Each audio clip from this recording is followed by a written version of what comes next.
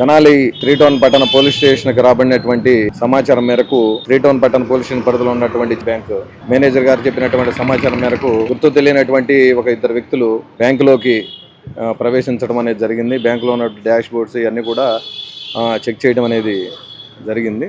Drawers కూడా బయటికి లాగి చూడటం అనేది జరిగింది. కానీ వాళ్ళకి ఎలాంటి గోల్డ్ కానీ క్యాష్ కానీ లభించలేదు. ఇక్కడ వచ్చి సీసీ ఫుటేజ్ బ్యాంక్ మేనేజర్ గారి సహకారంతో సీసీ ఫుటేజ్ని వెరిఫై చేసాం. అందులో ఇద్దరు కుర్రాళ్ళు మాకు క్లియర్గా కనిపిస్తూ ఉన్నారు. దట్టు వాళ్ళు సెల్ ఫోన్ కూడా యూజ్ చేశారు. కాబట్టి వీలుంటే ఈరోజు లేదంటే రేపటిలోపు ఈ కేసుని డిటెక్ట్ చేయగలమని ఆశాభావం వ్యక్తం చేస్తున్నాం.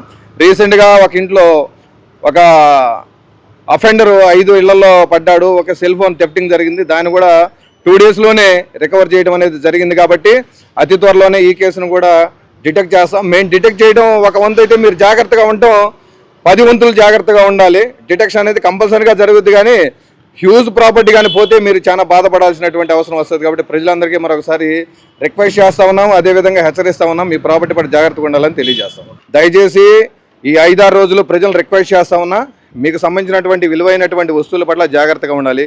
అదేవిధంగా చైన్ స్నాచింగ్లు జరిగేటువంటి ప్రమాదం కూడా ఉంది. కాబట్టి మహిళలందరూ కూడా వాళ్ళ మెడలో ఉన్నటువంటి విలువైన ఆభరణాలకు సంబంధించి తగు జాగ్రత్తగా ఉండాలని తెలియజేస్తూ ఉన్నాం.